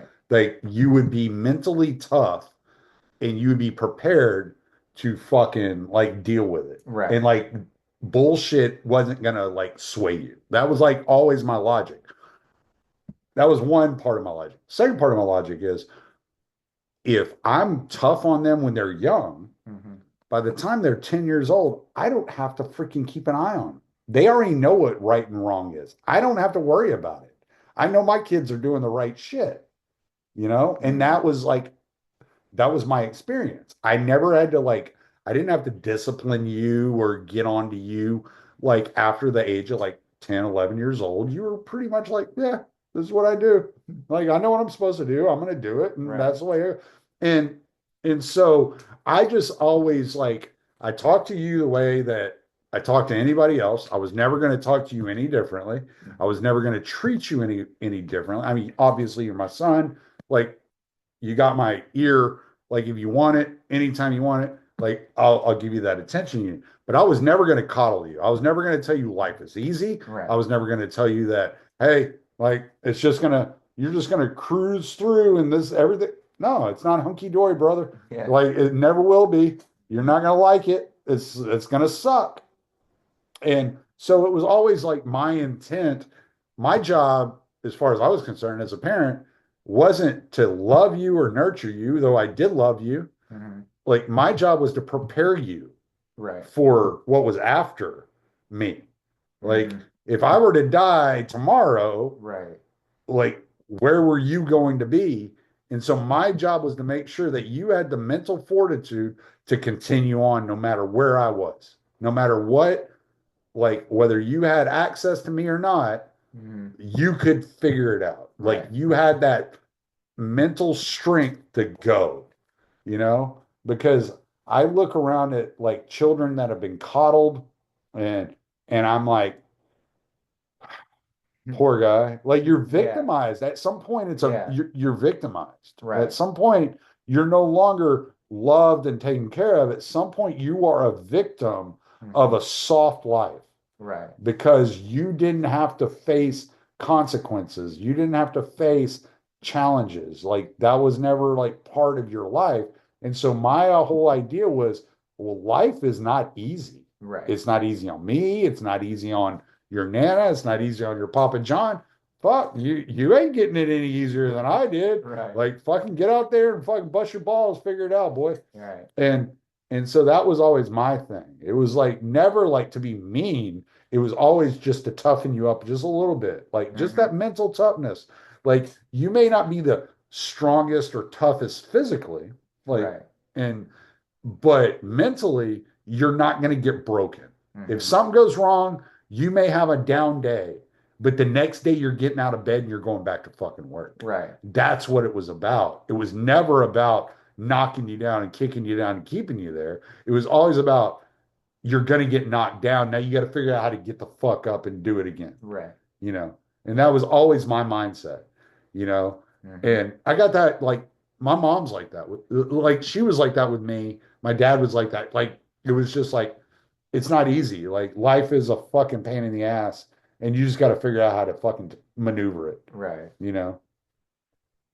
Yeah. So I don't know if I succeeded, but I know what my goal was. I know where I wanted you to be. I say you did a pretty good job. Mentally, I wanted you to be at a point where you could say, there's nothing you can do to break me. Mhm. You're not going to break me. Like, no matter what, I will get up and I will keep moving forward. Mhm. Like, I feel like Rocky Five. Doesn't matter how hard you get hit. It doesn't matter how hard you get hit. Keep moving forward.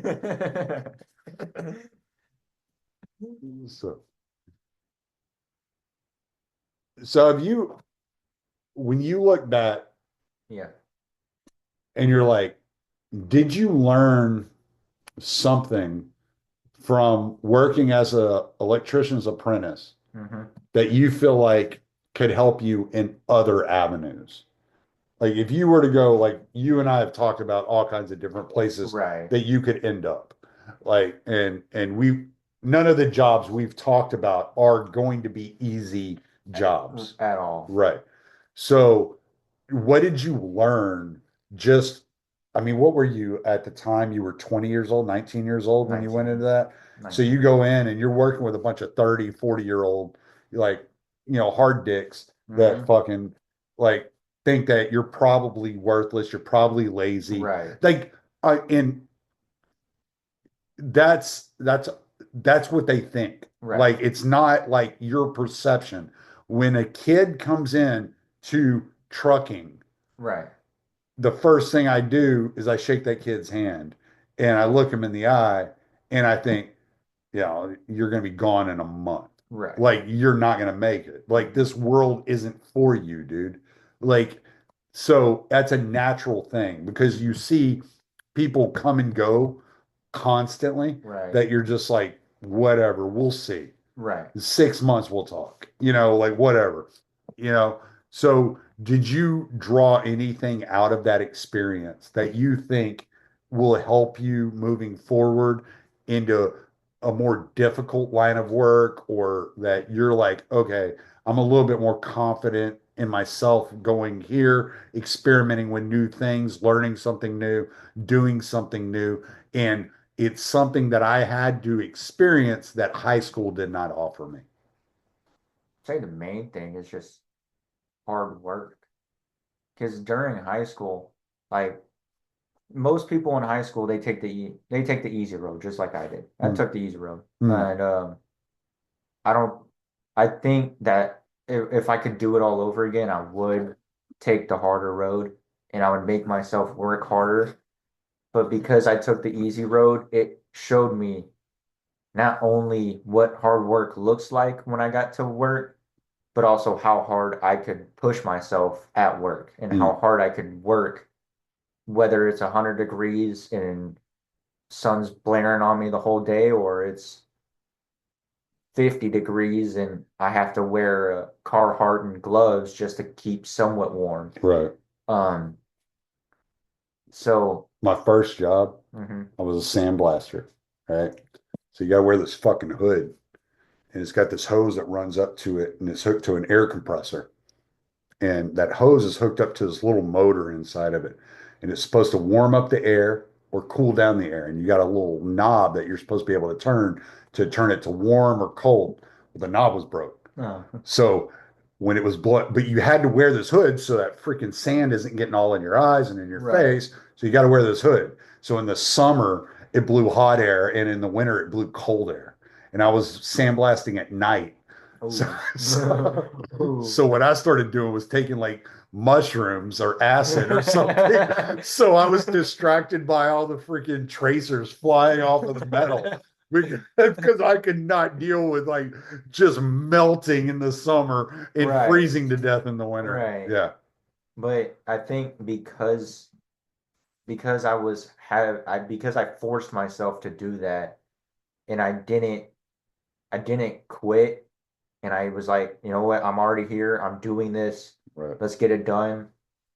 And it showed me that like the body can endure a lot more than you think, than Mhm. most people think, especially my age. A lot of people my age were, like you said, coddled as a young kid or, something like that. And they like to just stay inside. And don't get me wrong, I like the AC too, but I know, Dude, your brother always wanted to be outside playing, and you always wanted to stay inside and play yeah. video games. You And never wanted to go outside. When you no, I told me don't. you enjoyed working as an electrician, I was like, do I even know this kid? No, because I enjoy the AC. I like staying inside, and I don't know.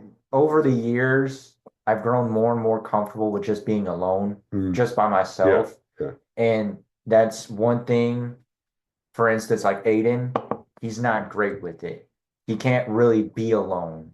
Yeah, you have that kind of He like that. loses. You got that from me. I can be I'm an introvert at times where I can just be alone. Right. My mom used to always say when I was a kid, I could sit around and watch the grass grow Yeah. because I was perfectly happy just sitting outside by myself looking at nature. Like I didn't need Right. people or like I was fine. That Right. was cool. There's days like when I was working, there'd be days where I just get home and I would just sit in my chair. I wouldn't even have the TV on. I'd just sit there.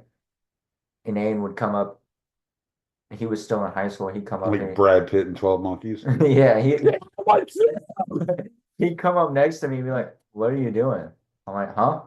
Like I'm not even Yeah, you're like there. zoned out. Like, I'm yeah. just gone. And I'm like, "What?" And he's like, "What are you doing?" Just sitting here, Yeah, just I chilling was out. mentally masturbating because if I did it in front of everybody, you would think I was weird. No, but like I don't know. I've gotten comfortable with being alone and just hanging out. I don't need people around me to feel happy or whatever. I can be happy when I want to be. I can be sad when I want to be. It doesn't matter. I choose to be happy most times because who the hell wants to be sad? Mm. Um, I just think because I'm such an introvert, I can just be alone. It doesn't matter. Mm. Like when it comes to people, if I'm around more than like 10 people at a time, I'm like, all right, fuck this. Get uncomfortable. Yeah, I don't, it's not even that I get uncomfortable. It's just like, I don't even want to be here.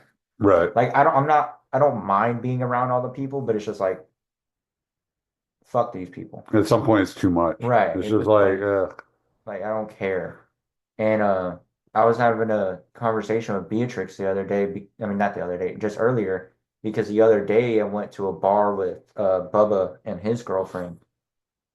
And, we just got out of the movie theater. We watched Star Wars Episode 3 in theaters for the 20th anniversary. Mm. And we went to this bar near my house called District 249. And it was full as fuck. Mm. Inside, outside, didn't matter. There was barely any room to walk. And we were celebrating one of my buddy's birthday. It was his birthday that weekend. And I was just so uncomfortable. It was like, what the fuck am I even supposed to do here? yeah. I can't even drink my beer. Why am I here? Right. Yeah. And see, I had the same issue, man. I would get so awkward in like massive situations where there are a bunch of people. Yeah. I would get so awkward.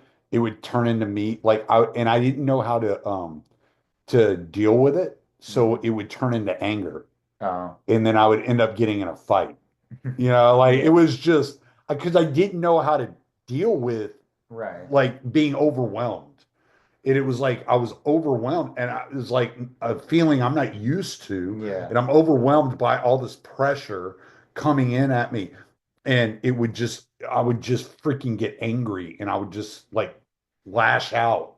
And then it would Right. turn into like me fighting with somebody. Right.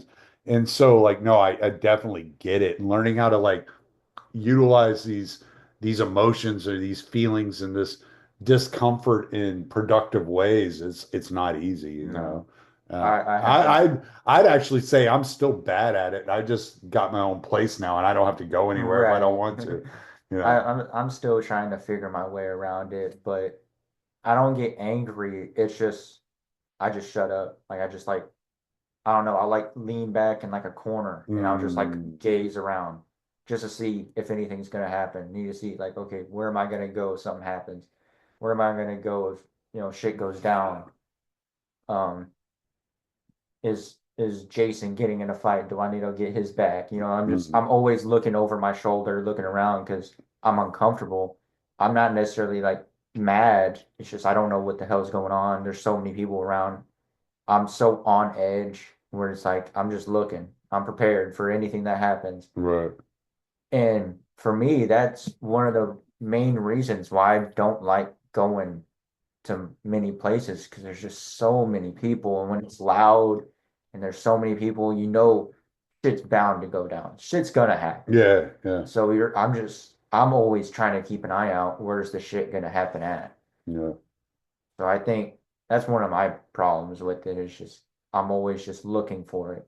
Well, and y'all didn't get in a fight with Kevin Holland last year up in New Jersey, so that was good. That guy apparently likes to fight fans. He's like, man, I'm undercover trying to watch the fights, man. Leave me alone. So do you have any questions? Back to the original question. Do you have any more questions that have popped into your head since we've been talking? What is one way someone could better handle their money? Because they don't teach anyone in school really, unless you take a special course on how to handle money, whether that be via checkbook, investing, something like that. One of the things, especially if you're single, like it was hard for me it was hard for me because I had kids at such a young age. I didn't have a chance to handle money Right. because it was like every dime that came in was already gone by the time I got it. Right. But once I got to a point to where was able to keep a little bit more of my money. I remember, I think it was Dave Ramsey. I heard say it. Maybe it was somebody else, but I want to say it was Dave Ramsey. He said, pay yourself first, right? Mm-hmm. So, like, there's immediately, it doesn't matter. Like this month or this last couple of weeks has been a little bit like financially tighter than normal on me, but just the way things fell, Right. like, and so it was like, okay, I got to kind of like maneuver through this and get through this, and it's gonna be fine. I don't stress about it anymore because I've been in like such bad situations that it's like where I'm at right now, it's like it's really not financially bad. It's just financially bad compared to where I'm used to being, Right. you know. But so what I would say is what I did when I got back from Namibia is I had some money set aside. I was actually talking to your Nana about this earlier. I had some money set aside, and when I got back from Namibia, I had only spent about 50% of what I had allotted to spend in Namibia. So what I did is I called a financial planner and I was like, this is what I want to do. I want this amount of money to go into a mutual fund every month. Boom, that's that. So it's taken off the top. That's paid before anything else is paid. That always comes out of my check. Like it doesn't matter what, I don't ever see that money. I don't miss that money. I don't know that money was ever there because it doesn't hit my account. I don't check my account one day and go, oh, well, $6,000, and then turn around the next day and go, oh my God, why is there only $200 in my, that's never a situation I deal with. So, and it's because that money is paid like a bill. Okay. So pay yourself as you pay your bills. So pay yourself first. Whatever you decide, this is what I give in tithes. This is what I give to myself, right? Then this is my bill money, and then anything that's left over, that's what I live on. That's what I eat. That's what I drink. That's my gas money, blah, Right. et cetera, et cetera. And never take that money from yourself. If you got to short something else. I'll pay my electric bill a week late. I'll pay this a week late, but always pay yourself on time. Always pay yourself first. Take care of yourself. Make sure you're in a situation to be taken care of, you know, and that'll put you in a position eventually to where you don't have to worry so much about paying yourself. But you got to pay yourself. Like I said, I was financially challenged for a long time. Yeah. And it was just due to circumstances that I had no control over. It was like, I got to take my kids come first. That's Right. it. Period. They're paid. They're taken care of. Now I'm going to take care of all this other stuff. And then I was always last. I was always last on that menu. And so I suffered for years until it got to a point to where I didn't have to suffer. And then now it's like I don't know how to take care of myself. It's like I don't know how to give myself what I need or what I desire because for so long I neglected it.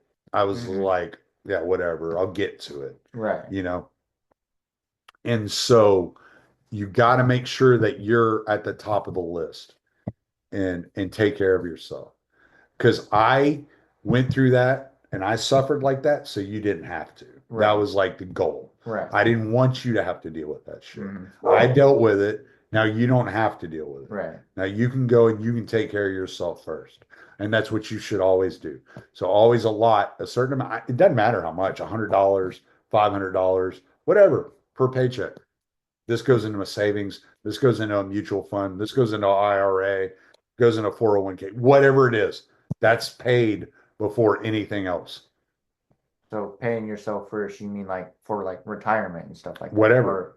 Or, like, put it aside, leave it there. Don't touch it. That's yours for whatever. This is money for a house. This is money for a truck. This is money for a boat.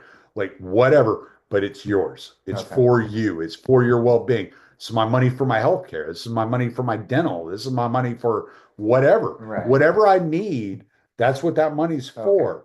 And you can do it up. You can parse it out in different ways, right? So you can say 10% of my check goes to 401k for retirement. All right. That's already done. Then I'll have another 10% of my check go to a mutual fund. Now, a mutual fund, it goes in and like a 401k, it gathers interest like a 401k, but you can access it. Oh, okay. So you can go ahead and go get it if you need to. Okay.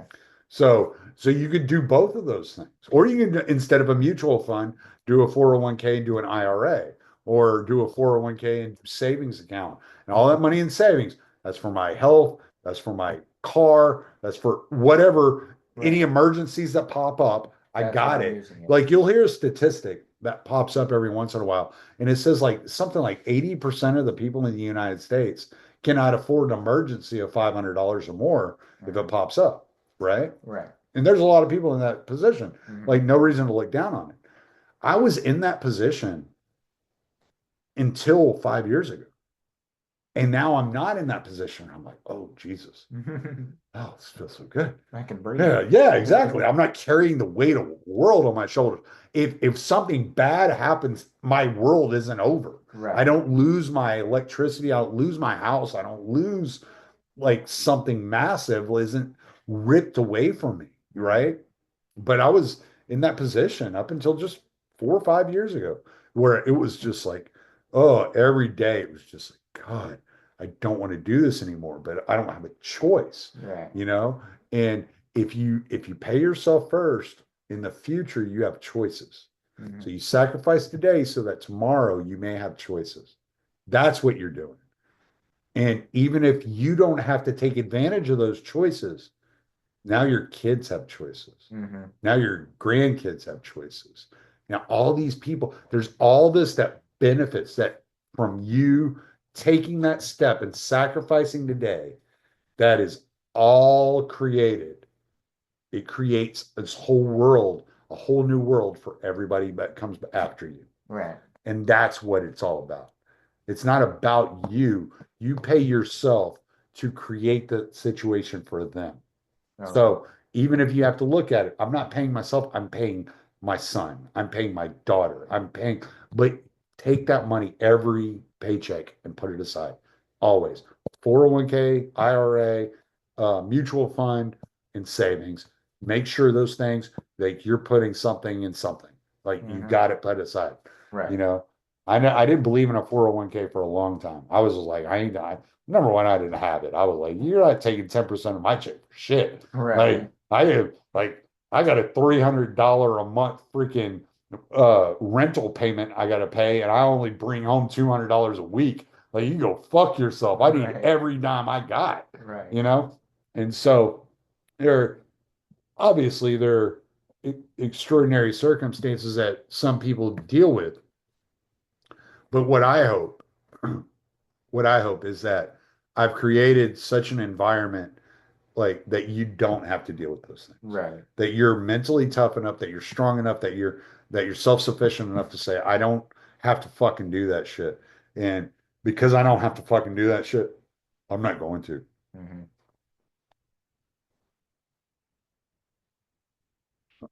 Yeah.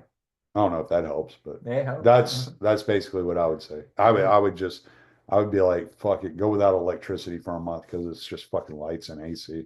Dude, fucking, you know, Yeah. the wind blows, the sun will come up. Yeah. Like you'll have light and you'll have some air. Like, Yeah. don't worry about it. Like, quit spoiling yourself. Go camping for a month. Who cares? It's like whatever, dude. Yeah. Go wash your balls in the pond out back. Who gives a shit. No, nobody cares, dude. All right. Anything else? I think that's it. That's it. Yeah. I think we did it. All right. All right. Well, I'm gonna stop this fucking recording because I'm tired of talking.